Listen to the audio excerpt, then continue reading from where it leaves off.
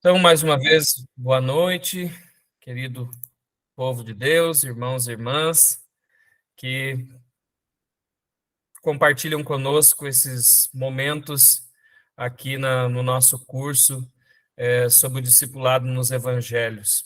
É uma grande alegria tê-los mais uma noite, a nossa última noite desse curso, né? Então, já tivemos um itinerário contemplando as características do discipulado de Cristo à luz do Evangelho de Marcos, de Mateus, de Lucas, e hoje vamos fechar, então, vendo as características do discipulado no Evangelho segundo São João. Quem vai nos acompanhar hoje é o padre Aldemir Belaver, da Diocese de Palmas Francisco Beltrão, e também professor do nosso Instituto Arquidiocesano de Filosofia e Teologia São João Paulo II. Mas antes de darmos início aos nossos estudos, queremos fazer a nossa oração inicial, rezando nossa dezena pelas vocações e fazendo a oração vocacional. Em nome do Pai, do Filho e do Espírito Santo. Amém. Pai nosso que estais no céu, santificado seja o vosso nome. Venha a nós o vosso reino, seja feita a vossa vontade, assim na terra como no céu. O pão nosso de cada dia nos dai hoje. Perdoai-nos as nossas ofensas, assim como nós perdoamos a quem nos tem ofendido, e não nos deixeis cair em tentação, mas livrai-nos do mal. Amém. Ave Maria, cheia de graça, o Senhor é convosco. Bendita sois vós entre as mulheres, e bendito é o fruto do vosso ventre, Jesus. Santa Maria, Mãe de Deus, rogai por nós, pecadores, agora e na hora de nossa morte. Amém. Ave Maria, cheia de graça, o Senhor é convosco. Bendita sois vós entre as mulheres, e bendito é o fruto do vosso ventre, Jesus. Santa Maria, Mãe de Deus, rogai por nós, pecadores, agora e na hora de nossa morte. Amém. Ave Maria, cheia de graça, o Senhor é convosco. Bendita sois vós entre as mulheres, e bendito é o fruto do vosso ventre, Jesus. Santa Maria, Mãe de Deus, rogai por nós, pecadores, agora e na hora de nossa morte. Amém. Ave Maria, cheia de graça, o Senhor é convosco. Bendita sois vós entre as mulheres, e bendito é o fruto do vosso ventre, Jesus. Santa Maria, Mãe de Deus, rogai por nós, pecadores, agora e na hora de nossa morte. Amém. Ave Maria, cheia de graça, o Senhor é convosco. Bendita sois vós entre as mulheres, e bendito é o fruto do vosso ventre, Jesus. Santa Maria, Mãe de Deus, rogai por nós, pecadores, agora e na hora de nossa morte. Amém. Ave Maria, cheia de graça, o Senhor é convosco. Bendita sois vós entre as mulheres, e bendito é o fruto do vosso ventre, Jesus. Santa Maria, Mãe de Deus, rogai por nós, pecadores, agora e na hora de nossa morte. Amém. Ave Maria, cheia de graça, o Senhor é convosco. Bendita sois vós entre as mulheres, e bendito é o fruto do vosso ventre, Jesus. Santa Maria, Mãe de Deus, rogai por nós, pecadores, agora e na hora de nossa morte. Amém. Ave Maria, cheia de graça, o Senhor é convosco. Bendita sois vós entre as mulheres, e bendito é o fruto do vosso ventre, Jesus. Santa Maria, Mãe de Deus, rogai por nós, pecadores, agora e na hora de nossa morte. Amém. Ave Maria, cheia de graça, o Senhor é convosco. Bendita sois vós entre as mulheres, e bendito é o fruto do vosso ventre, Jesus.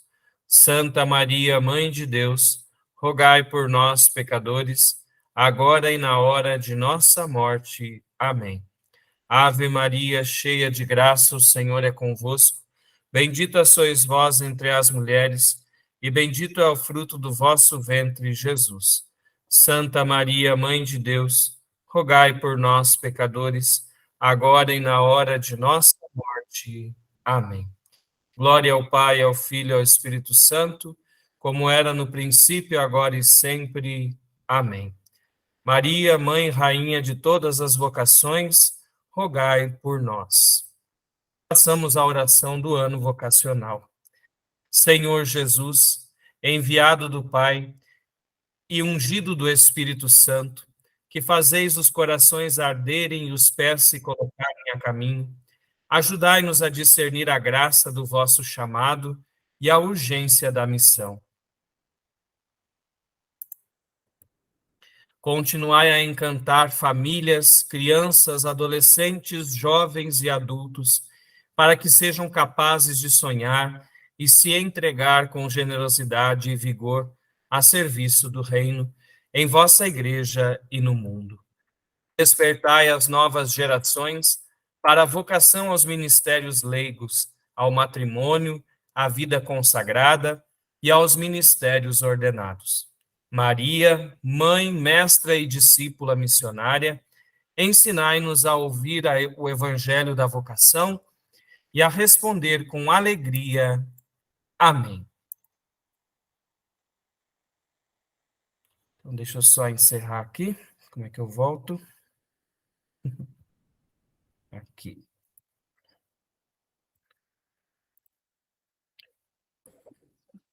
Então, mais uma vez, todos que estão chegando agora, boa noite.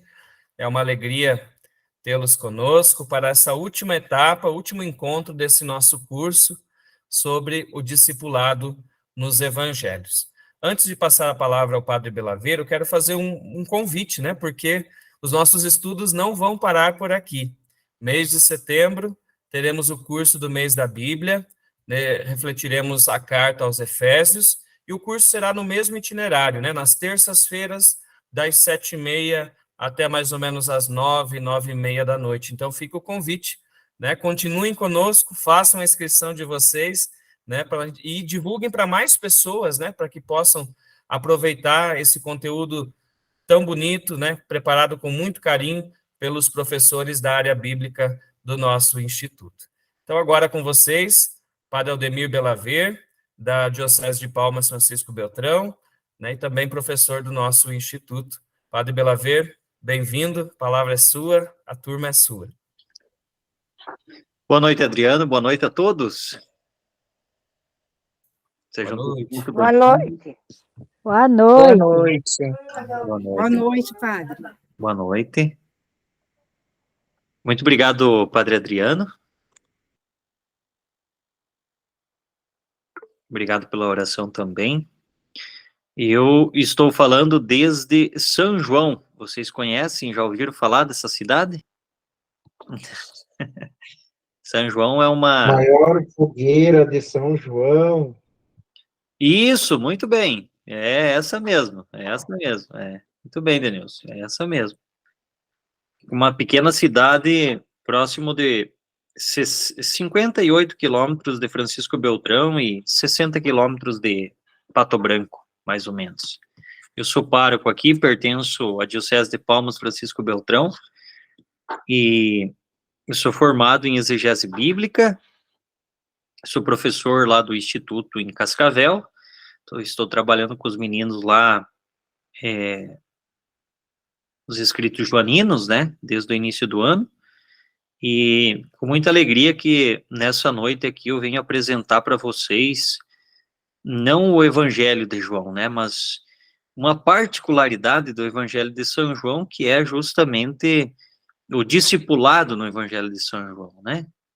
E nós estamos vivendo o mês de agosto, estamos findando o mês das vocações, e eu acredito assim que rezando, né, e olhando mais essa particularidade do discipulado no Evangelho de São João, a gente vai ver que ele é um evangelho vocacional, né?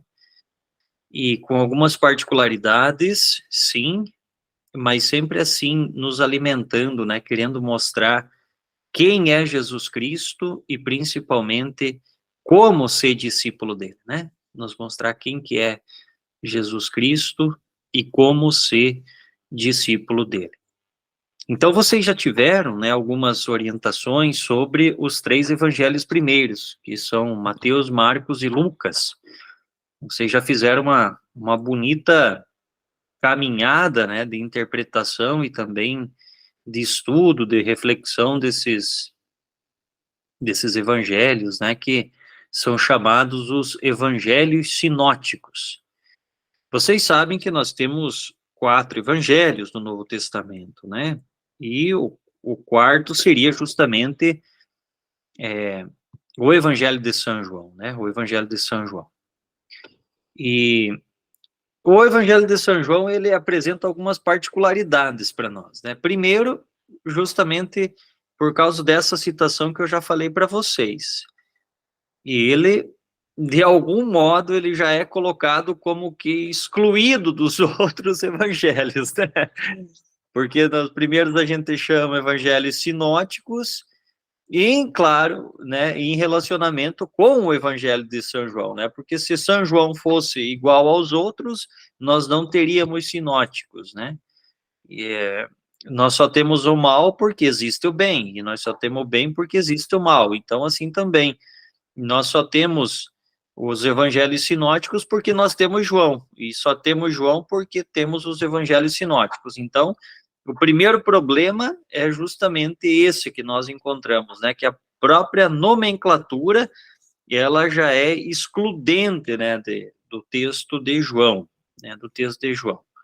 Então, essa é a primeira constatação que a gente vê, os sinóticos, né, e João. O João, ele vem justamente como sendo um mundo à parte, né?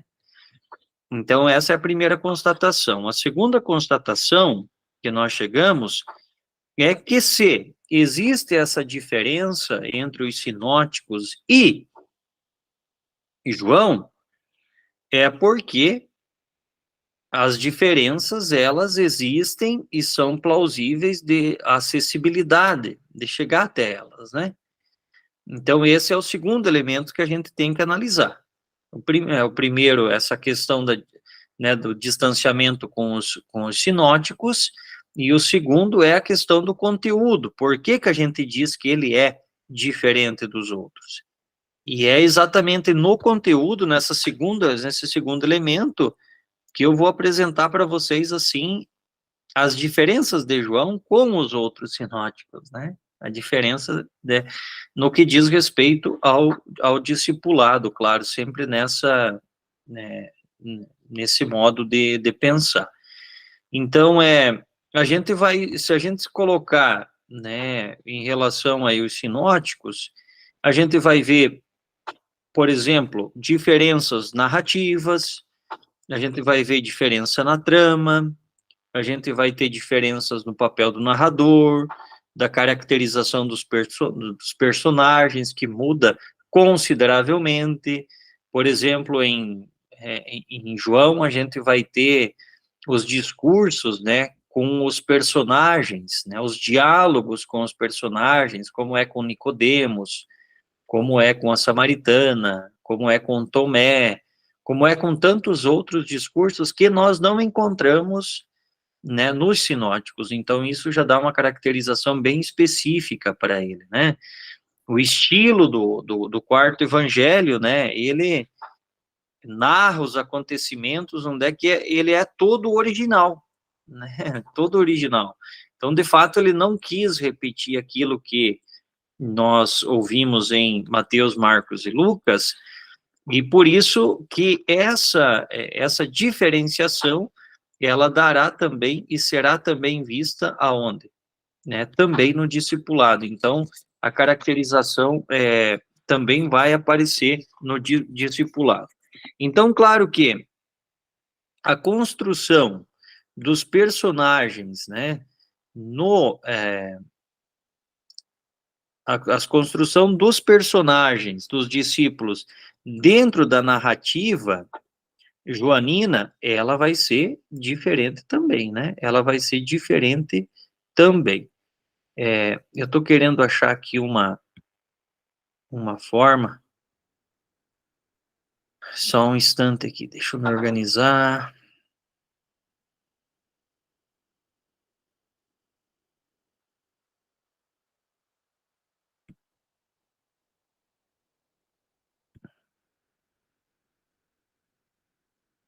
Vocês estão me ouvindo bem, né? Todos estão me ouvindo bem, né?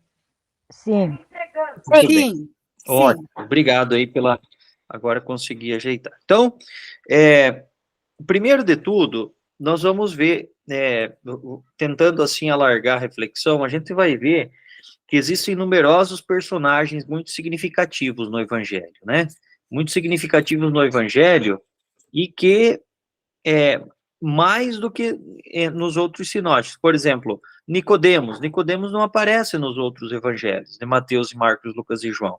A Samaritana também não vai aparecer nos outros, né? De forma como aparece em João. Da mesma forma, Maria, Marta, Lázaro, eles vão ser personagens colocados assim, como que personagens construídos, né? Em torno da imagem de Jesus. Essa que é a grande questão, né? Esses personagens, eles são construídos em torno da mensagem, da figura de Jesus. E os discípulos, eles também são construídos ao redor da imagem de Jesus. Tanto que a gente pode dizer, não existe discipulado sem estar ao redor de Jesus, sem estar com ele. Sem estar com ele. Isso vai ficar nitidamente muito plausível, porque qual que é a diferença drástica que existe, né, entre os sinóticos e João no que diz respeito ao discipulado? Qual que é a diferença exata, né? Com certeza vocês já, se vocês não sabem, vão ouvir falar agora, né? O padre Belaver vai falar para vocês. É que os sinóticos, é Jesus que chama os discípulos para irem com ele. Em João, acontece o contrário. Jesus, ele só chama Felipe, ele encontra Felipe, e depois de Felipe, se desencadeia uma singularidade no chamado dos outros discípulos, do qual Jesus somente tem que acolher. É o discípulo que acolhe o mestre. Não é o discípulo que escolhe o mestre. Nos sinóticos, Jesus escolhe os discípulos, e no João, os discípulos escolhem Jesus, né? Que é a característica mais próxima do mundo judaico, né? Porque no mundo judaico, quem quisesse estudar deveria escolher uma escola, né? Então vocês já devem ter ouvido da escola de Gamaliel, da qual também talvez até Paulo tenha estudado, que Jesus também talvez tenha estudado nessa escola, né? Teria a escola mais conhecida, como vocês podem, que era a Batista, né, de São João Batista, que tinha seus discípulos também, tinha a escola de Jesus, esses mestres, é por isso que são chamados de mestres. Por quê? Porque eles representam uma escola, né, eles representam uma escola.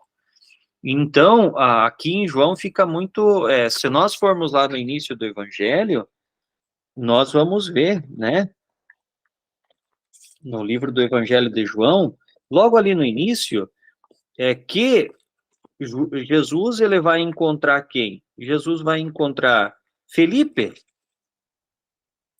e Felipe, né, vai até Natanael, que está debaixo da figueira, que é o que a tradição identificou como o nosso Bartolomeu, que a gente celebrou agora no último dia 24, né, e diz assim, né, encontramos o Messias, que quer dizer Cristo, está lá no capítulo 1, versículo 40, né, e o conduziu a Jesus, um pouquinho mais para frente, né, Filipe encontrou Natanael e lhe disse, né, 45, encontramos aquele de quem escreveram Moisés, a lei e os profetas, Jesus, filho de José de Nazaré. E perguntou-lhe Natanael, de Nazaré pode sair algo bom? Filipe lhe disse, vem e vê. Isso aqui é muito bonito, né, esse chamado. Então, o que acontece no Evangelho de João, assim, de singularidade? Primeiro aspecto, não é Jesus que escolhe seus discípulos. Jesus somente tem a função de acolher, né? Agora, quem teve contato com Jesus, como foi Felipe, ele tem a missão, né, de chamar outros para o seu seguimento. Então, Jesus só acolhe, né? Essa que é a diferença drástica entre, vamos assim dizer, mais notável entre o Evangelho de João com os sinóticos, né? Então, Jesus chama somente um, encontra um, fala com ele, se torna discípulo, e depois esse um se encarrega de chamar e de falar, ó, encontramos aquele que é o Messias, encontramos tal pessoa, encontramos esse. E Jesus vai recebendo essas pessoas e vai adotando como discípulo, né? Então, é isso, né? E todos esses que vão se relacionando com Jesus, eles têm um aspecto muito... Não é entre eles o relacionamento é com Jesus, né?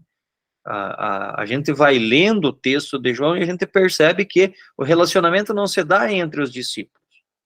O relacionamento se dá com Jesus, apesar de ser um discípulo a ter chamado, né, os discípulos. Então, parece quase que João, assim, deseja fornecer no seu evangelho, com vários personagens, né, que vão de um lado até o outro, um inventário, né, um inventário de todas as possíveis respostas que poderiam ser dadas diante da manifestação de Jesus. Então, no seu relacionamento com cada um deles, né, o que vai acontecer? Jesus vai colocar todo o seu plano, né, o seu projeto, o entendimento de filho de Deus. E isso se dá como? Se dá no relacionamento de um para com o outro.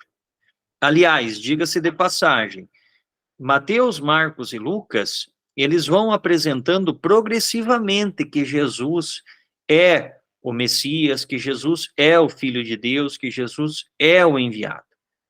Em João, não. Em João, nós não encontramos isso. Em João, não existe progressividade. Já no versículo 1, capítulo 1, ele estava junto de Deus, ele era Deus e ele se encarnou. Vocês percebem? Já no capítulo 1.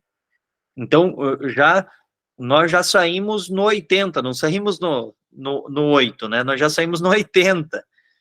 Para dizer o quê? Para dizer que Jesus já é o Messias, já é o enviado. Então, não existe um crescimento,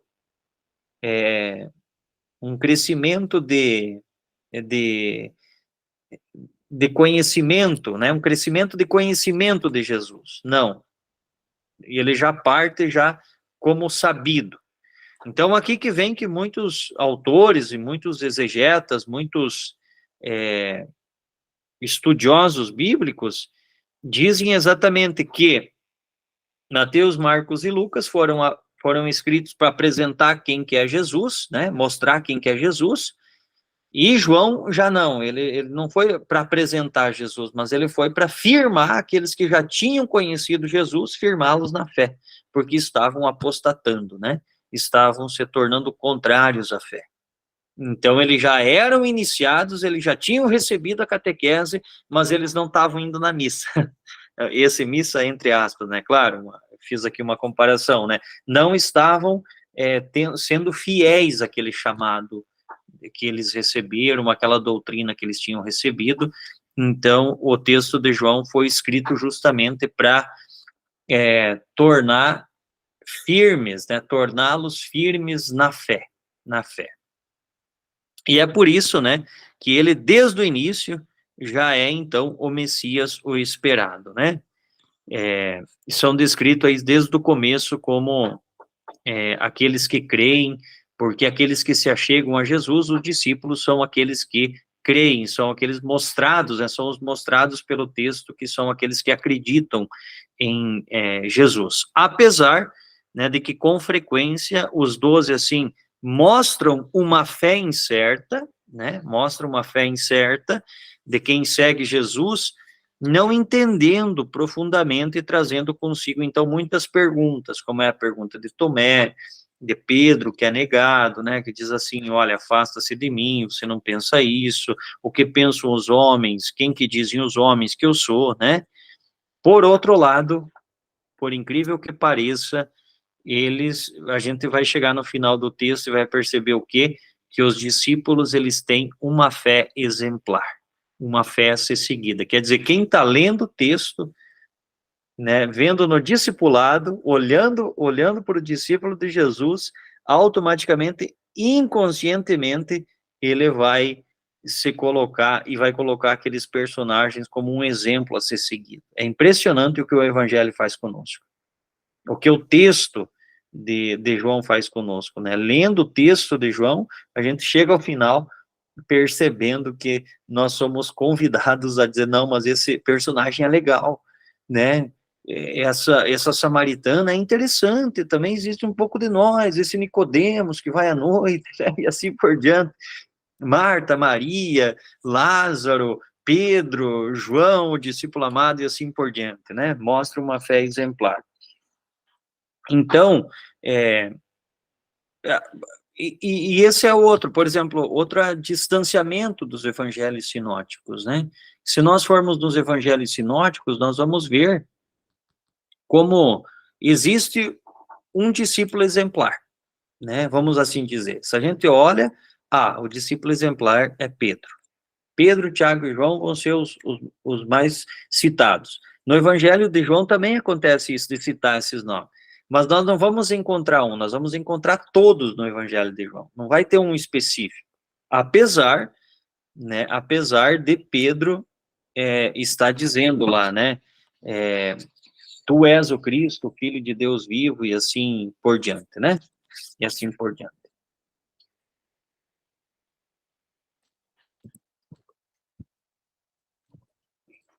Muito bem, vamos para frente, né?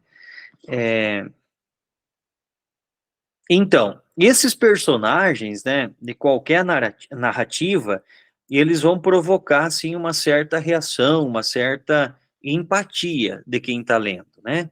Que é levado, assim, a se defrontar com Jesus, né? Seja para o bem, seja para o mal.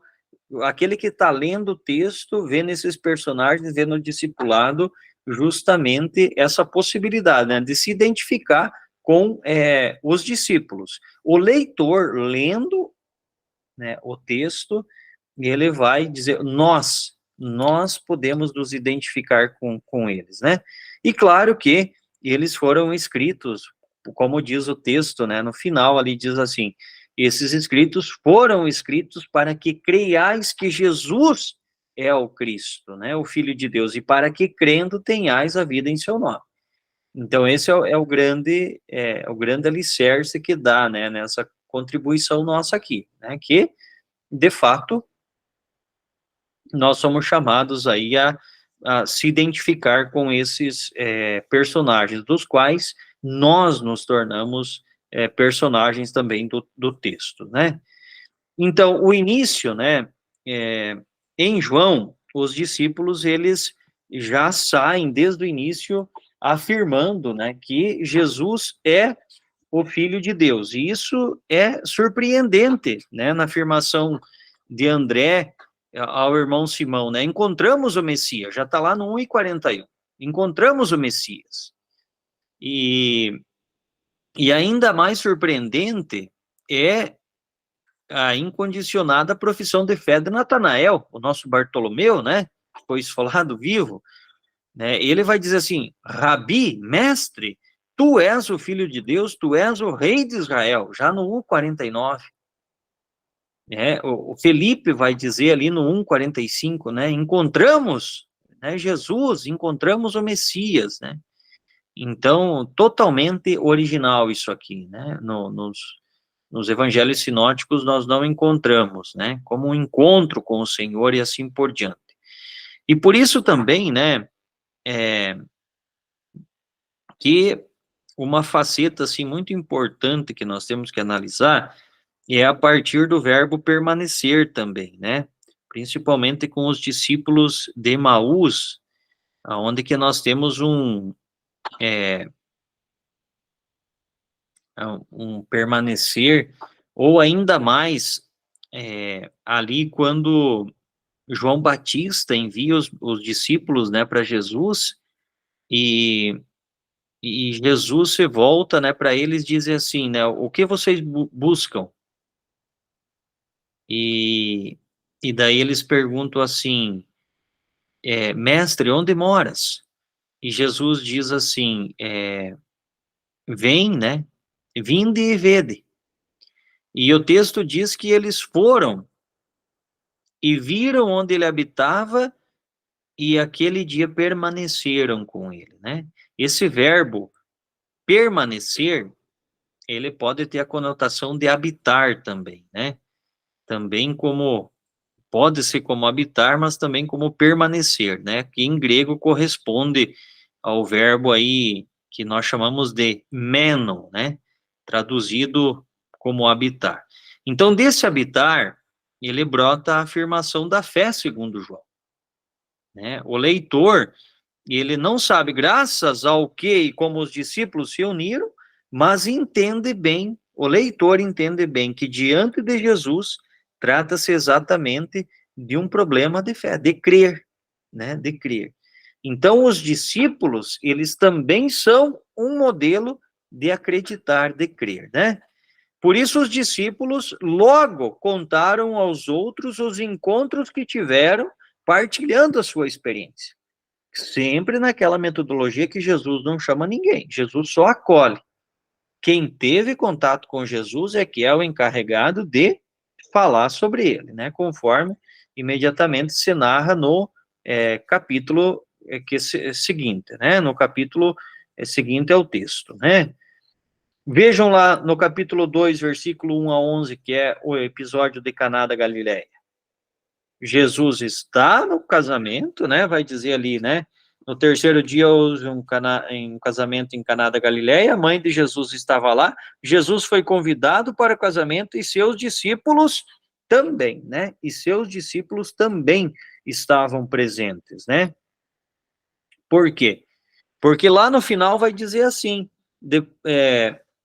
lá no versículo 11, vai dizer que, deixa eu encontrar aqui, esse princípio dos sinais, Jesus o fez em Caná da Galileia, manifestou a sua glória e os seus discípulos creram neles, né? Creram nele. Então, é uma jogada que o leitor faz para no início colocar os discípulos e no último dizer, quem é discípulo acredita, né? Acreditou. Então, o que nós podemos ver? Que não existe apenas um tipo de fé, onde que os discípulos mostram um progressivo aprofundamento da identidade de Jesus. O Evangelho segundo São João não estabelece uma distância narrativa entre os discípulos e o leitor, né, quanto ao conhecimento da pessoa de Jesus. Ele já parte, já conhecendo, né? Então, se nós falarmos um pouquinho ainda do texto de João, a gente vai entender um desenvolvimento nessa trama, um desenvolvimento desse modo de dizer, né? Por exemplo, assim, o que nós chamamos que João narra sobre um novo, como é que eu posso dizer, sobre um novo personagem, por exemplo, Nicodemos, né, que procura a noite. A noite o que que é? Aquela dificuldade de entender, o medo. Quer dizer, Nicodemos, né, ele é como é que eu posso, ele é uma imagem colocada, um personagem que não fica ali, mas ele representa um discípulo que está querendo entender quem é Jesus, né? Alguns falam até que Nicodemos, alguns exegetas, né, falam que até Nicodemos não seria um personagem, seria a lei, a Torá, que estaria dialogando com Jesus, e Jesus, por isso que faz aquele discurso bonito, já logo ali no início do Evangelho, né, o capítulo 3, o encontro com Nicodemos, é Jesus que estaria, né, dialogando com a lei, né. A mulher samaritana, da mesma forma, né?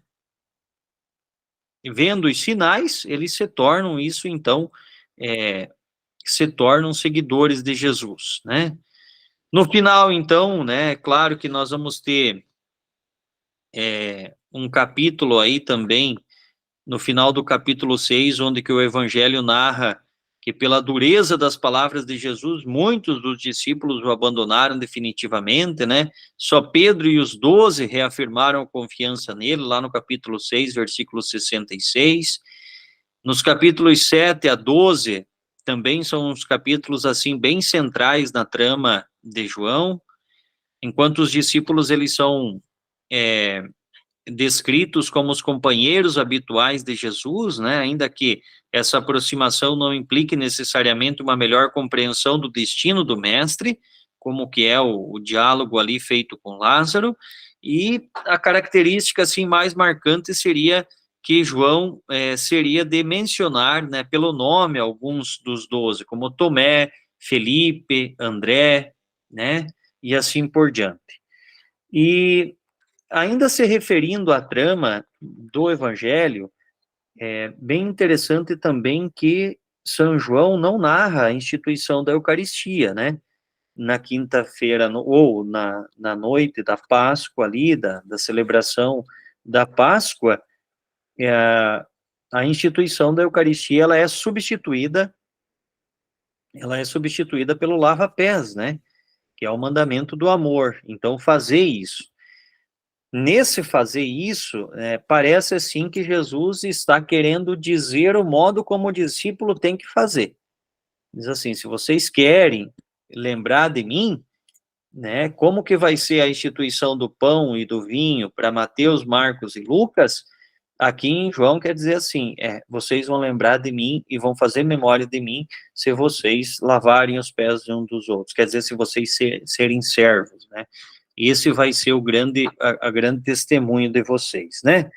Depois, no capítulo 17, nós temos a oração de Jesus, né? Que é uma oração, uma invocação ao Pai, exatamente pelos discípulos, né? Eu voltarei, né? Para o Pai, mas eles permanecerão. Então, uma oração onde que ele reza, né? Pelos discípulos. A questão também ali da narração da paixão, né? Vejam, no capítulo 18, 19, os discípulos, eles, assim, não fogem, nem se perdem. Antes nós encontramos o discípulo amado aos pés da cruz, junto com as mulheres, né? Junto com a mãe de Jesus. Então, isso também é característico do discípulo, ir até os pés da cruz, não fugir da cruz, né? Então, assim, como no discurso da despedida de Jesus, né, as palavras que Jesus dirige a ele e à mãe, lá aos pés da cruz, com que o leitor olhe para o futuro enquanto narrador, que aqui se identifica com esse discípulo, né, ele é um discípulo muito diferente, e afirma essa validade desse testemunho que está ali, debaixo ali da cruz, né. E como não lembrar do célebre Tomé, né, que é o nosso incrédulo, o que nós chamamos de incrédulo, né? Nada mais é do que a dificuldade propriamente, né, de dizer daqueles que são convidados agora a fazer, né, esse caminho diferente de acreditar sem terem vistos, né? Algumas figuras emergem assim, né? Emergem que são muito importantes. O discípulo amado que nós o identificamos com João.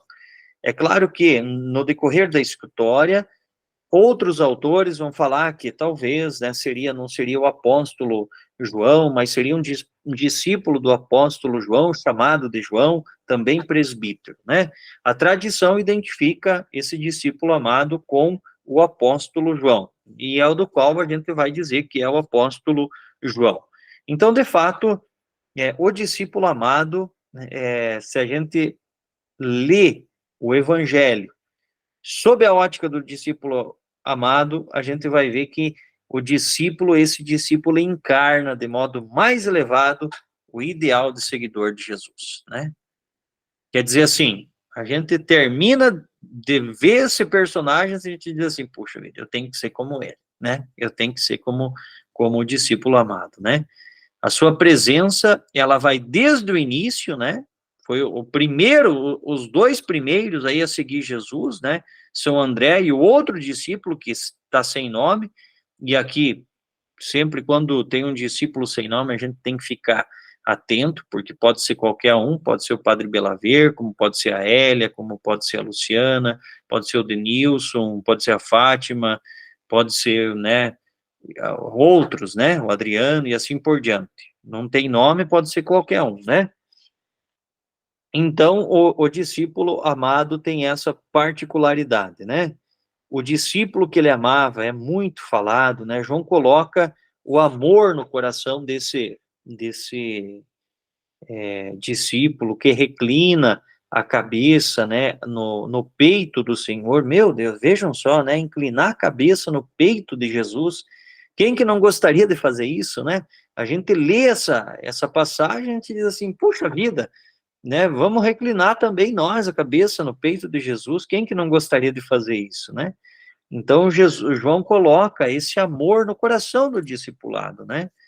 Ele não se contenta em tornar objeto de exortação, mas ajuda o leitor a compreender esse aspecto para ele ser decisivo narrando sobre esse jovem sem nome, né? O discípulo amado. Quem que pode ser o discípulo amado? Pode ser eu, pode ser você, sobre a sua relação especial de aproximação com Jesus, da qual todos os discípulos são chamados a fazer, né? Então, assim, nós podemos dizer que ele é um testemunho, assim, por excelência da experiência de Jesus, o discípulo amado, como afirma lá no capítulo 21, 24, né? Este é o discípulo que testemunha essas coisas e as escreveu. Este é o discípulo que testemunha e as escreveu, né? Então, é o único que vai estar lá debaixo da cruz, aos pés, vai fazer essa experiência terrena de Jesus, com a sua perseguição na comunidade dos crentes, né, após a ressurreição também, e vai ser um dos discípulos que a gente mais vai ter informações, porque ele mais viveu também. Junto do Evangelho nós temos 3 cartas que são destinadas a João também, 1ª e 2ª João, tem o livro do Apocalipse também, que é destinado a ele, né, escreveu na ilha de Patmos, né, e termina dizendo, e nós sabemos que o seu testemunho é verdadeiro. Então, no texto a gente tem confiança nessas palavras, né, que não são ilusão. Então, esse nós inclui a comunidade que está por trás também desta elaboração e difusão do 4º Evangelho, mas também nós, o leitor, que se inclui com ele. Outro personagem muito importante também é o Tomé. Tomé também, ele é um exemplo do discipulado. Mas como de não acreditar? Não, justamente porque ele é convidado a acreditar sem ter visto, né? Ele vai ser o único ausente na ressurreição de Cristo, ou na aparição do ressuscitado à comunidade reunida, e esse personagem, ele vai enquadrar, né? Ele vai encarnar o fiel, o discípulo de todos os tempos, porque ele é chamado a acreditar sem ter visto. Tomé, Tomé, você acreditou porque viu. Felizes os que acreditaram sem terem visto. Quer dizer, quem não viu Jesus somos nós. Eu não vi Jesus em corpo e alma, vocês também não viram em corpo e alma. Corpo e espírito, em matéria, vocês viram somente na palavra. Nós chegamos a Jesus na palavra, no espírito, né, na verdade, mas não fisicamente.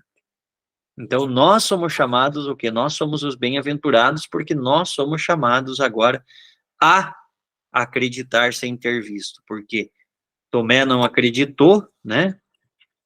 Tomé não acreditou na mensagem dos discípulos que disseram, nós vimos o mestre, né? Nós vimos o mestre.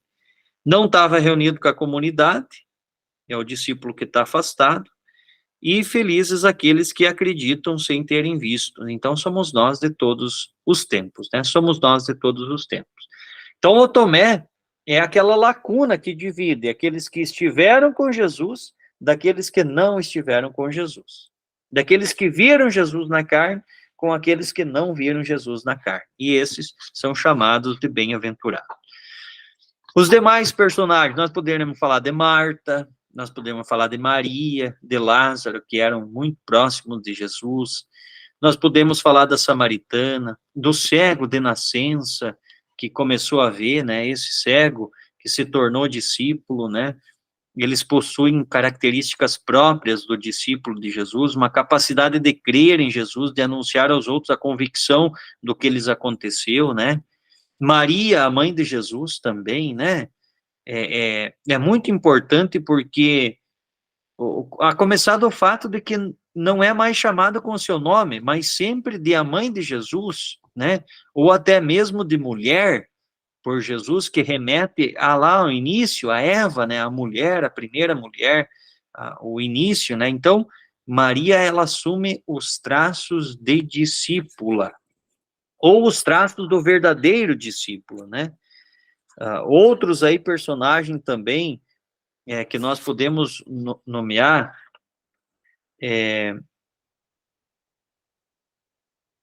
outros personagens, assim, que dizem respeito, né, essas mulheres também que estavam com Jesus, exatamente sob a cruz está Maria, né, Maria que vai até lá, né, que no episódio também de Caná está separada dos discípulos, agora ela se torna mãe dos discípulos. Lá em Caná parece assim que existe Jesus, existe os discípulos e existe Maria. Aqui já Maria, né, na cruz já está com os discípulos ali, tanto que ela é confiada, né, ao discípulo e o discípulo é confiado a ela. Então é muito bonito, né, esse aspecto. Outro aspecto que nós podemos falar é justamente, né, que João, ele vai citar 20 vezes o Antigo Testamento, né? Então, essa citação, ele é muito importante também, essas citações do Antigo Testamento, né? Por exemplo, lá na expulsão dos vendedores do templo, capítulo 2, versículo 13 a 22, né? O evangelista, ele se encerra duas vezes na narrativa, né? Primeiro, para nos dizer que seus discípulos se lembraram do que estava escrito, né? O zelo por tua casa me devorará.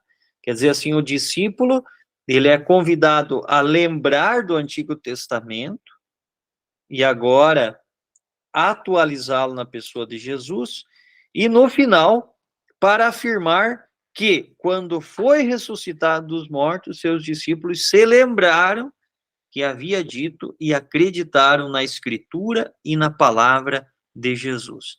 Então, nós temos aqui o discípulo, nós temos a Escritura e nós temos a recordação, né? São os três caminhos.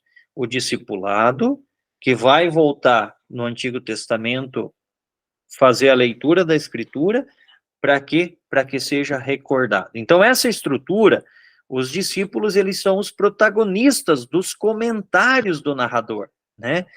E graças a ele assumem um papel duplamente interessante. Em primeiro lugar, eles interpretam a experiência de Jesus à luz da Escritura, recordam a passagem sobre o zelo pela casa do Senhor, e segundo, lá na fé pascal, né, após a ressurreição, eles fizeram a recordação, voltaram lá atrás e lembraram de tudo aquilo que tinham vivido com Jesus, né? A Escritura, fé e recordação. E outro, assim, tema muito importante que nós podemos ver é justamente o testamento de Jesus aí, que é uma das maiores, né, contribuições ou composições dessa literatura para nós, né? Por quê? Porque quem que vai fazer tudo isso? Tudo isso é permeado pelo Espírito, né? O Espírito está presente no Evangelho, está presente no discípulo, está presente no amor recíproco, está presente nos discursos de Jesus, em tudo está contido. Então, trata-se aí, sim, claro, desse amor sempre exemplar, né? O que vai ser, claro, como lá diz assim, né? Eu vos dei o exemplo para que também vós façais o que eu fiz. Então, Jesus pede aos seus discípulos que acreditem nele, Por isso a imagem da videira, né? A imagem da videira, né? Uma comunhão entre Jesus e os discípulos. E é aqui exatamente que eu gostaria de colocar para vocês um verbo muito forte que chega até nós no Evangelho de João, né? A comunidade, talvez a gente poderia dizer assim, ó, agora vamos um passo além, né? Vamos um passo além aqui, queridos estudantes. Vamos um passo além. Por exemplo, como a comunidade de João apresenta o discipulado e a missão na narrativa do Evangelho, né? Eu assim, quando me lancei a estudar, me fiz essa pergunta, né? Como a comunidade de João apresenta o discipulado e a missão narrativa do Evangelho? Como que é apresentado? Então, vamos partir assim, né? Partimos assim, que em todo o Evangelho, nós temos apenas uma pessoa que é chamada por Jesus. Essa pessoa é Felipe. Os outros não são chamados. Lá você vem antes, não são chamados. Jesus chama só uma pessoa em todo o Evangelho, é Felipe, né? Depois esse vai, chama, acolhe Natanael, que lhe é apresentado. Em nenhum outro lugar João apresenta a lista dos 12. Não vai ser apresentado, né? Ele é um chamado corresponsável. A primeira questão é um chamado corresponsável. O que eu quero dizer com corresponsabilidade? Que tem a responsabilidade de encaminhar outras pessoas para que façam-se discípulas dele. Quem esteve em contato com Jesus é responsável de levar Jesus para outras pessoas. Jesus não tem essa responsabilidade. Jesus só tem a responsabilidade de acolher, né? Por que o discípulo só pode ser feito com Jesus? Porque o discípulo só pode ser feito com Jesus, né? Ou ainda, por que, né? Por que a missão de quem conhece Jesus é apontá-lo para outras pessoas? Por quê? Porque o discipulado só pode ser feito com ele, só com Jesus.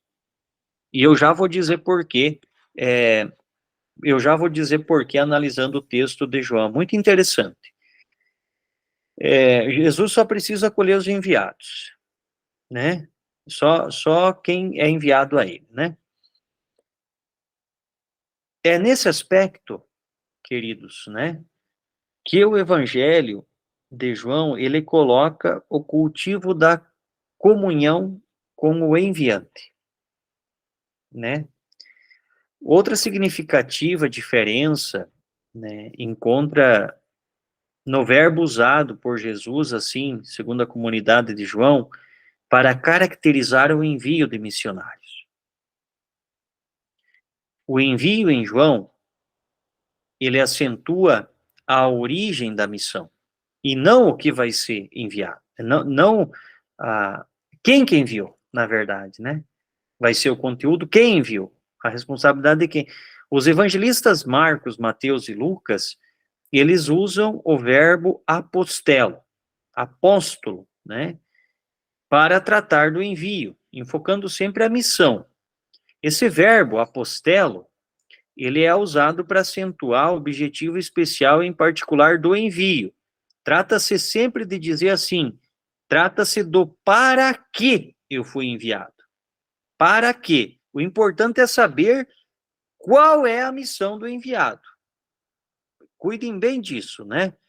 Nesse caso, não interessa tanto quem manda, para Mateus, Marcos e Lucas, nem quem é o mandado, mas o encargo, o do para quê, a ação para a qual a pessoa é enviada a desempenhar. É isso que o apostelo caracteriza, que é utilizado pelos sinóticos. João, quando vai escrever a sua narrativa, ele lança a mão, né, por sua vez, ele lança a mão de um verbo, tempo, que também significa enviar, quer dizer, ele vai tomar esse verbo tempo em detrimento de apostelo. E não é por acaso, é uma questão intencional. E quando a gente pega o texto, né, quando nós pegamos o texto bíblico, A gente vê o quê? A gente vê enviar, a gente não percebe a diferença, mas quando a gente vai no original, a gente vê, porque o verbo é diferente. Aqui foi utilizado apostelo, aqui foi utilizado pempo, existe uma diferença entre um e outro, né? Que embora seja traduzido em português, é diferente na sua origem, na sua esfumatura, né? No seu significado. Esse verbo, né? Ele quer responder a pergunta enviado de quem? Não é do trata-se do para quê, não, como foi o apostelo. Aqui é enviado de quem? Quem que enviou? Esse verbo, ele é usado para acentuar a origem da missão. Quem que é a origem da? Que está, claro, no enviante, bem como a transmissão desse cargo, né? Então, o Pai enviou, transmitiu o encargo a seu filho Jesus, e nesse caso se destaca o Pai. Por quê? Pois é ele quem envia, e não outro qualquer. Isso está lá em João capítulo 5. Em João capítulo 5, versículo 37, vai dizer exatamente isso, né? Até hoje eu já estava olhando, diz assim: também o Pai que me enviou dá testemunho de mim. Jamais ouvistes a sua voz, nem contemplastes a sua. Quer dizer, o Pai me enviou. E vai aparecer lá no 43. Vim em nome de meu Pai, mas não me acolheis. Se alguém viesse em seu próprio nome, vós o acolheríeis, né? Então, quanto mais importante for quem envia, mais importante será o enviado.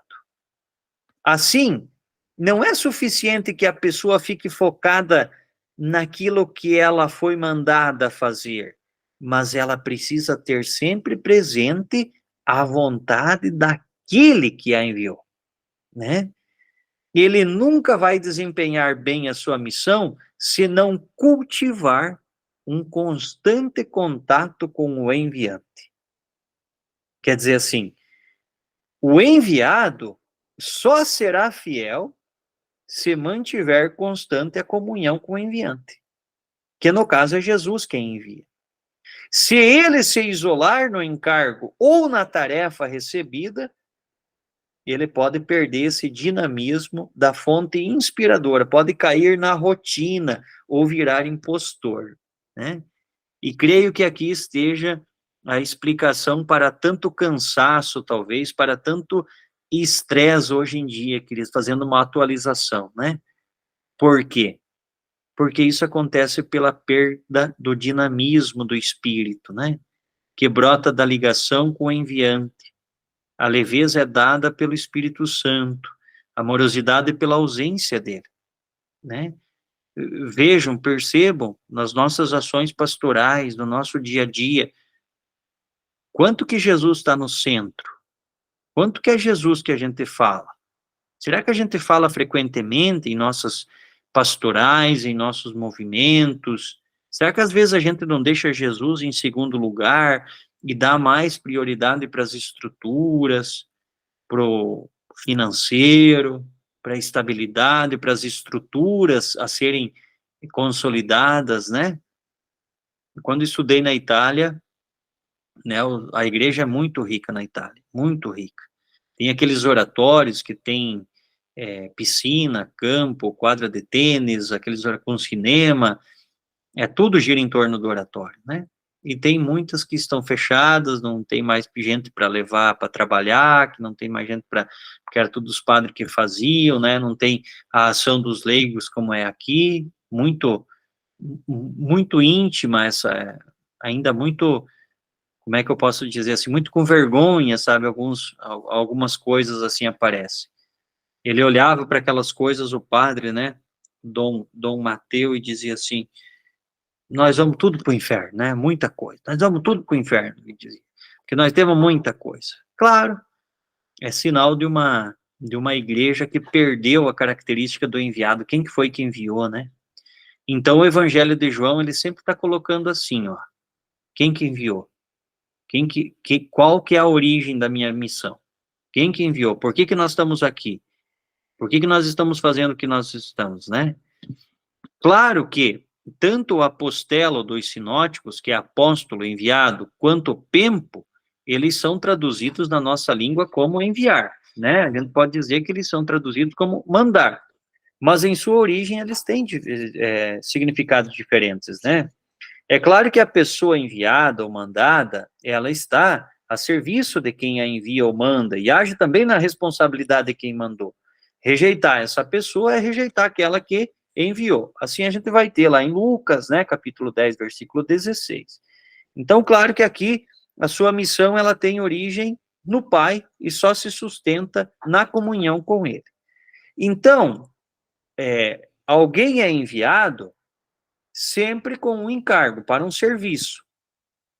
Não se trata de cumprir os mandatos, né, e de prestar os serviços, mas ter sempre diante de si, olhando o discipulado, né, de João, diante de si, dizer assim, quem que me enviou? Quem que me enviou, né? Então, aqui nós temos, né, a missão do Filho, que é de enviar e de sempre chamar a si. Por quê? Porque aquele que se distancia desse chamado, ou do seu enviante, né, quem que se distancia desse enviado, ele vai se sentir perdido, vai perder a referência. E quando a gente perde a referência, né, vocês já ouviram falar aquele caminho, né? Quem não sabe para onde vai, qualquer estrada é boa. E aí a gente perde muita força, né? Muita energia, né? Então é aqui justamente que aparece um verbinho muito importante também no Evangelho, muito mais do que Mateus, Marcos, Lucas, nos sinóticos, que é o verbinho permanecer, né? Aqui a gente, quem permanecer em mim, eu permaneço no Pai, o Pai permanece em mim, quem permanecer em mim, eu permanecerei nele, para que permanecendo em mim, permanecerás na fé. Naquele textinho, mais de 7 vezes aparece o verbo permanecer, né? Por quê? Porque esse é um destaque, assim, um importante destaque que está no poder do envio, né? Justamente os sinóticos, eles insistem no poder, na exousia em grego, destacando as obras de resgate, tais como expulsar os espíritos impuros, curar doentes, enfermidades, mas João insiste num outro verbinho, né? Que é o verbo menem, que significa permanecer. E o outro verbinho também, que é o ágape, que é o amor oblativo, né? Segundo João, o poder da evangelização do discípulo, claro, está no testemunho de comunhão com Jesus e com os discípulos de Jesus. O principal argumento da evangelização é o amor gratuito praticado na convivência. Então, essa palavra grega, menem, ela é traduzida para o português comumente por ficar, mas também pode ser morar, né? Pode ser também uma tradição mais exata, né? De permanecer e assim por diante, né? De permanecer e assim por diante. Ela tem um significado muito importante. João utiliza 67 das 79 vezes que ocorre no Segundo Testamento, 67 são nos escritos de João. 79 em todo o Novo Testamento, 67 vezes só nos escritos de São João. É bastante, né? Não é por nada, não, né? Permanecer é fazer algo que favoreça o estar junto, né? Estabelecer morada, conviver, partilhar, colocar-se em união. É se alimentar, né? Queridos discípulos, né? É se alimentar de quem? Da própria fonte. Quem que é a fonte? É Jesus. Jesus que é a fonte, né? Então, segundo João, só produz frutos quem permanece em Cristo. Eis outra qualidade do discipulado. Não existe discipulado longe de quem o enviou. longe de Jesus. Então é por isso que sempre tem que permanecer. Permanecer significa o quê? Sempre estar buscando na fonte, buscando, né? Segundo Marcos, né, no capítulo 3, versículo 14, Jesus constituiu 12 para que permanecessem com ele e para enviá-los a pregar. Em Lucas, capítulo 19, 5, Jesus disse a Zaqueu, é preciso que eu permaneça na tua casa, né? Zaqueu o acolhe, mudou de vida. Em Emaús, primeiro Jesus se ofereceu para caminhar com eles, e agora são eles que oferecem o seu espaço, pedem a permanência de Jesus. Tá lá, né? Em Emaús, né? Os discípulos de Emaús são os discípulos que pedem para que Jesus permanecem com eles, né? Então, permanecer, conviver com Jesus faz toda a diferença, é o caminho de duas mãos, né? Ele quer permanecer, conviver conosco, mas também nós precisamos querer permanecer com ele. Quer dizer, não basta vir de ver, e os seus discípulos permaneceram com ele. Agora, os discípulos que são chamados a pedir a Jesus que permaneça com eles. E o que significa permanecer com ele? Sempre olhar fixos, né, naquele que enviou. O que significa, por exemplo, permanecer? Como e para quê? Vamos assim colocar. É um sentido paradigmático aqui em João, né? A alegoria da videira, né? A videira verdadeira. Somente aqui nessa perícope, permanecer aparece 11 vezes. A videira, que foi símbolo de Israel, né? Em João ela se apresenta como o novo povo de Deus, insiste em mostrar que esta nova comunidade se relaciona com Deus no meio do mundo, né? Se relaciona no meio da humanidade e assim por diante. Tá bem? O que mais que a gente pode falar aqui? Então, justamente, como que nós vamos realizar o nosso discipulado em João? Permanecendo com Jesus. E eis aqui a nossa missão, né? Como nós seremos salvos? Permanecendo com Jesus. Como nós desempenharemos o nosso discipulado?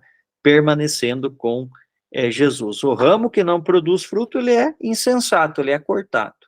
Mas aquele que produz fruto, aquele que se permanece em Jesus, aquele dará muito fruto, né? A missão é produzir frutos, e aqui, claro, se realiza mediante a um amor, a uma resposta positiva, mais do que qualquer outra coisa, estar com Jesus. Tá bem? Então, eu finalizo. Se alguém tem alguma pergunta para fazer, podem fazer. Eu não sei como é que é a prática também, se é aberto ou não é aberto a perguntas. Padre Adriano está por aí? Foi interessante? Oi, Padre Belaver, estamos aqui sim. Sim, aham. Com Se tiver certeza, alguma muito pergunta, interessante a sua exposição, né?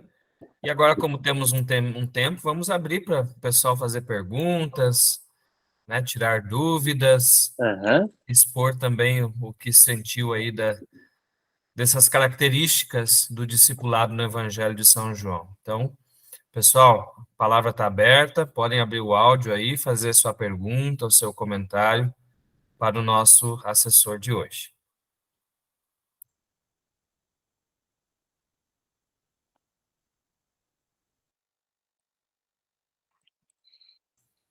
Coragem, gente. De duas, uma, né, Adriano? Eu sempre digo, né? Ou o professor foi muito bom, falou tudo muito bem explicado, ou segundo, que ninguém entendeu nada. São as duas alternativas, né? Mas que bom, você não tem pergunta, você, né, tranquilo também, né? Vamos lá, gente, coragem.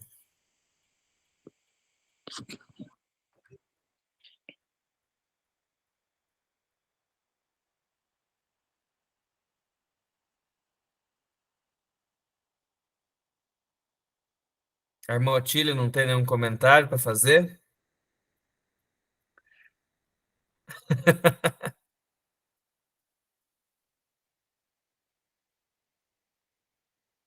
Ninguém quer falar hoje? Meu Deus.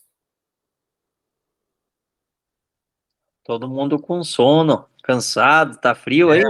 abram a câmera aí, apareçam.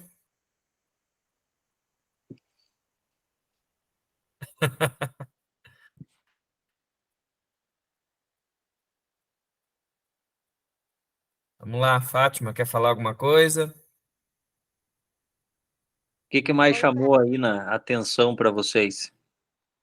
Isso, o que vocês gostaram, mais chamou atenção? Eu gostei muito, mas eu não sei explicar, assim, né?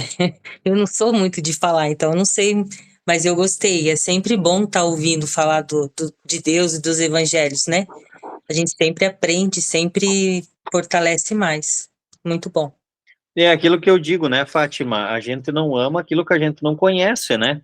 A gente Sim. precisa conhecer para amar mais. E por muito tempo, assim, você pensou que a fé, ela não deveria ser estudada para não correr o risco de da pessoa ser apóstata, né, ou não querer mais. E hoje nós entendemos que nós precisamos entender, nós precisamos buscar fazer isso que vocês estão fazendo, estudando, buscando, para aprender mais, porque aquele que aprende mais, aquele que estuda, ele de modo algum ele não vai amar, ele vai amar mais, entende? Ele vai amar mais, vai se apaixonar Sim. mais por Jesus. E E as aí, nossas atitudes também mudam, né? exatamente, e é isso que às vezes falta para nós, né? Eu vejo aqui assim, ah, padre, tem que ter formação, tem que ter formação. A gente faz formação, não aparece ninguém. A gente diz, é assim mesmo, né? Mas é isso, né? A gente não ama aquilo que a gente não conhece, então a gente tem que buscar, né? Tem Sim. que buscar. Mais alguém quer comentar o que achou interessante? Pode falar. Então, eu achei muito interessante ali quando Jesus chama, né, só Filipe. E daí o cargo, né, fica para que depois os outros foram chamando. Então, assim, me chamou bastante atenção essa parte ali. E Jesus, né, chama Felipe, e depois os outros foram chamados depois, né? E isso tem Eu um achei muito porquê, né, interessante. Sônia? O porquê é justamente que Jesus ele é chamado a acolher aqueles que chegam a ele, para enviar. Mas não, quem tem a missão de anunciar Jesus é quem teve contato com ele. Então, quem Isso. teve contato com ele tem que ser corresponsável agora de anunciar. Eis a nossa missão, né? Eis a nossa missão. Nossa, então, e esse manter unido, essa comunhão, né, com aquele que enviou, né? Aquele que enviou. O enviado tem que estar unido como a videira, né? Para que Isso, possam, né, ter essa comunhão com Jesus, né? Na verdade, com Jesus, para que possam levar outros também a ter essa experiência. exatamente, Sônia, é isso mesmo, né? Se a gente não permanecer, a gente vai se desvirtuar, né? Isso. E o testemunho, né? Você já Testemunho ouviu? que edifica, né? É, Sônia, já ouviu aquele ditado que diz que o boi engorda debaixo da vista do patrão? Isso. Exatamente assim. Ninguém dá aquilo que não tem, sabe? Ninguém dá aquilo que não tem. Se a gente não se enche de Jesus, se a gente não está com Jesus, como é que a gente vai fazer? Então, esse permanecer é justamente nesse sentido, né? Uhum. Muito, muito bom. Nossa, essa noite foi maravilhosa. Aprendi Que bom, muito. fico Muito contente. bom. Eu também chamo atenção um aspecto que o Padre Belaver falou, dessa questão de estar, né, unido a Cristo, permanecer. E uma característica que a gente acaba vivendo, infelizmente, né, no meio cristão, enfim, né, muitas vezes nosso cansaço das coisas de Deus é sinal também de um afastamento da fonte, né? E quando a gente se afasta da fonte, aí tudo fica pesado, né? Tudo fica difícil. Vivemos às vezes uma ditadura do conforto, né? Então, achei interessante essa reflexão sobre o afastar-se da fonte que é Jesus, que pode gerar em nós, e muitas vezes gera, né, esse sintoma, né, de um cansaço pelas coisas de Deus. É quem ama, né? Permanece sempre unido, por amor, como fala, né? Esse amor que você tem um amor incondicional, que você não vai colocar nada no lugar, né, de Jesus. Jesus sempre vai ocupar o primeiro lugar na sua vida, no seu coração, né? É o amor, como diz o amor ágape, né? E Jesus em primeiro lugar, as coisas de Deus. Então, daí você não sente esse cansaço. É o discípulo que vai, mas não cansa na caminhada, né? Porque ele está todo dia sendo renovado por essa fonte dessa água viva que é o próprio Jesus. Ótimo, Sônia. Érica levantou a mão, pode abrir o seu vídeo, seu áudio, falar? Boa noite, sua bênção, padre. Bom, como dá para ver, eu estou no internamento, com tratamento, e eu não consegui muito seguir a explicação. Eu só gostaria de saber se esse link, essa coisa vai estar gravado, alguma coisa, para mim poder escutar melhor, porque daí toda hora entra enfermeira, essas coisas, e eu não consegui pegar bem. Então, eu só Sim, queria Érica. saber se vai estar. Amanhã, já o menino que faz para nós aqui, ele já vai deixar editado e a gente vai postar no grupo para vocês terem acesso à aula gravada. Ok, obrigada. Tranquilo, de nada. Melhoras. Obrigada. Mais alguém quer comentar, que chamou atenção, gostou, alguma dúvida que ficou? Padre, eu posso fazer uma pergunta da aula passada ou não? Não, acho melhor. Vamos ficar no tema de hoje. Sim. Não, eu tinha uma dúvida de uma coisa, mas pode deixar aí. Depois eu vejo. Certo. Quem sabe eu posso ajudá-la? Não, é Pergunte. que ali, quando fala no Atos dos Apóstolos, ali que Pedro e João, quando eles ficaram presos, daí depois eles foram libertos por um anjo, e quando ele vai para a casa de Maria, onde que a igreja permanecia unida em oração, né, por ele, e quando ele chega lá, Maria, mãe de João Marco, esse João Marco é o evangelista ou é outro apóstolo? Sim, é o evangelista. É o evangelista. É o evangelista. Mas Era tudo isso que eu leva a crer que Marcos não talvez até ele tenha conhecido Jesus, mas Marcos, Uhum. ele não foi apóstolo, né? Uhum. Marcos Só não foi. evangelista. Ele só foi evangelista só. Marcos foi o mesmo que acompanhou esse Marcos, porque ele era muito jovem. Então,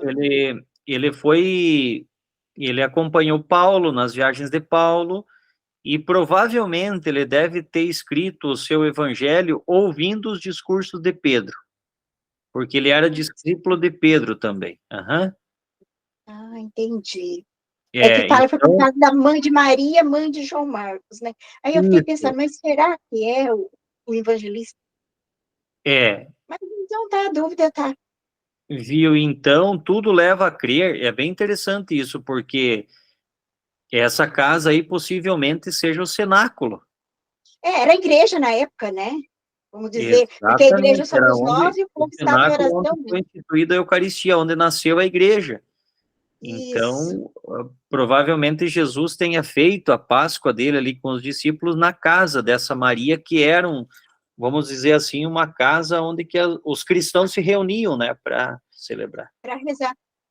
Para rezar. Isso. Obrigado, padre. Obrigado. Imagina. Ótimo. Mais alguém quer fazer uma pergunta, algum comentário, alguma coisa que chamou a atenção, que você nunca tinha parado para pensar, nunca tinha ouvido uma explicação assim do Evangelho de João?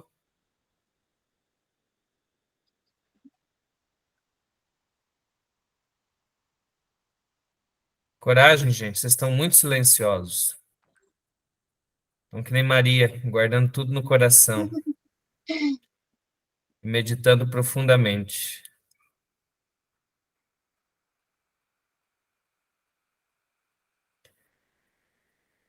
Ninguém mais? Então, quero aproveitar, né, o findar desse curso, agradecer mais uma vez a disponibilidade do Padre Belaver, preparou para nós essa exposição sobre o discipulado no Evangelho de João, né? Tema muito interessante, em que João mostra, né, que não é Jesus que sai chamando os seus apóstolos, mas é a missão dos discípulos chamarem outros discípulos, né? Vinde e vede, né? Mostrar a alegria que eles sentiram ao ver Jesus, ao estar com Jesus, e chamar outros também para fazer parte desse grupo. Então, é bem interessante essa perspectiva de João. E quero estender o convite para vocês, né, que estão findando esse curso, permaneçam conosco, né, ó, o verbo permanecer, né? Permanecer. Terça-feira que vem nós iniciamos o estudo da carta aos Efésios, o curso do mês da Bíblia. Então, serão mais 4 terças-feiras, das 7h30 até as 9, mais ou menos, e nós vamos, então, estudar a carta aos Efésios, que é proposta para nós como, né, o texto da Escritura para aprofundamento nesse mês da Bíblia de 2023. Então, façam a inscrição, né, com o mesmo WhatsApp do nosso instituto lá, aí já foi criado um grupo para poder passar o link e os materiais, e depois, então, como nós fizemos agora, na terça-feira, estaremos preparados para começar mais uma etapa. E os nossos professores, né, serão os mesmos deste curso aqui, né, Padre Luiz Carlos Franzner, professora Elenira, Padre Belaver e eu. Então, estaremos acompanhando vocês aí nessa caminhada pela carta aos Efésios.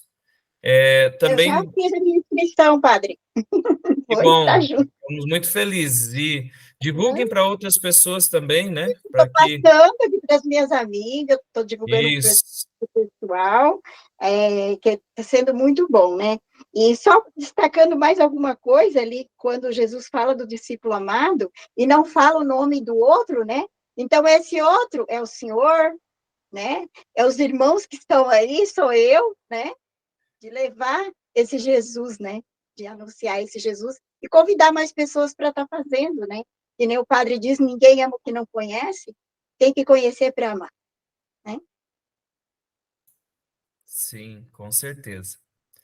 Então, eu passo a palavra para o Padre Belaver para encerrar para nós, e também, se pudermos dar a bênção final.